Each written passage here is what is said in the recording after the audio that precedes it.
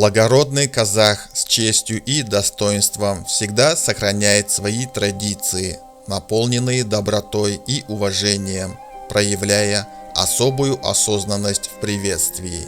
Его приветствие – это не просто слова, а глубокий, полный смысла обряд. Армасыз – это не просто вопрос, а великий призыв, подчеркивающий уважение к чести и достоинству человека в его духовной высоте.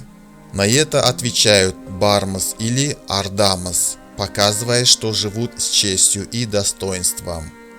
Это приветствие – символ богатой духовной культуры казахского народа.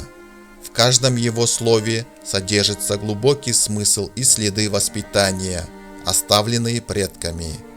Для благородного казаха приветствие – это часть национального кода, передающийся из поколения в поколение. Храни свою честь и достоинство, держи свою родословную высоко, радуйся, что ты родился казахом. Если вам понравилось это видео, прошу вас, нажмите лайк. Если не понравилось это видео, прошу вас, поставьте дизлайк. А также прошу вас, напишите в комментариях, что вы думаете по поводу этого видео. Всем спасибо, что были со мной.